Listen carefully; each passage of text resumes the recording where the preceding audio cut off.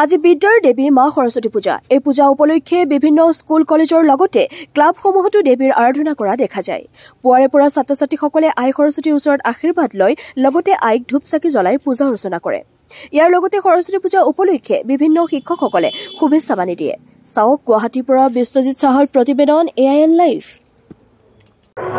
নমস্কাৰ, আমি ক্ৰেয়ন চেনিডমছে সমূহ ৰাইজক সেৱা আৰু সমূহ বিদ্যাৰ্থীক সৰস্বতী পূজাৰ আন্তৰিক শুভেচ্ছা জনাইছোঁ। আজি বিদ্যা আৰু জ্ঞানৰ অধিষ্ঠাত্ৰী দেৱী আই সৰস্বতীক আৰাধনাৰে মাংগলিক পূজা।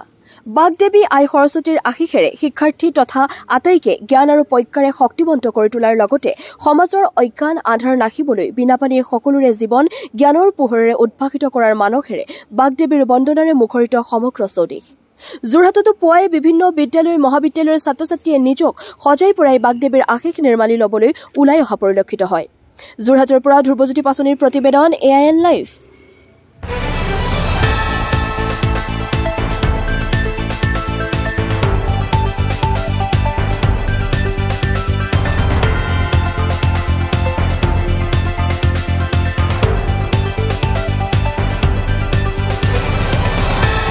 যিকোনো খবৰ আৰু বিজ্ঞাপনৰ বাবে যোগাযোগ কৰক 7896121996 লগতে 7002537271 আৰু 9854011916।